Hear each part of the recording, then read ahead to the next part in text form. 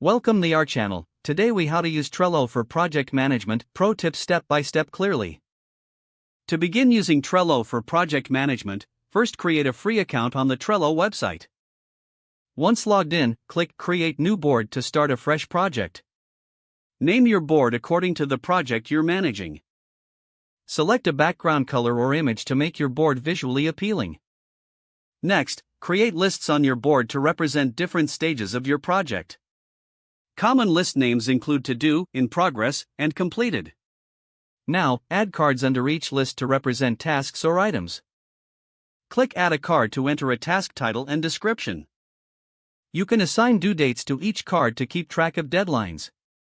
If you need to collaborate, invite team members to your board by clicking Invite in the board menu.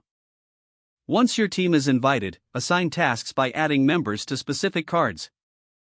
To organize cards further, use labels to categorize tasks by priority or type. Color-coded labels can provide quick visual cues about the status of each task. Use checklists within cards to break down tasks into smaller, manageable steps. You can also attach files or links relevant to each task for easy access. As work progresses, drag and drop cards between lists to reflect their current status. Review your board regularly to ensure tasks are on track and deadlines are met. Utilize the calendar view to visualize deadlines and plan your workflow. For additional organization, consider setting up automation using Trello's Butler feature. This allows you to automate repetitive tasks, saving you time and effort. Encourage team members to leave comments on cards for effective communication. Monitor notifications to stay updated on project developments. Lastly, regularly assess your board structure and make adjustments as needed for continuous improvement. If the page does not load, refresh the browser or try again in a private or incognito window. Make sure you are using the correct email address, then retype it carefully to avoid small typos.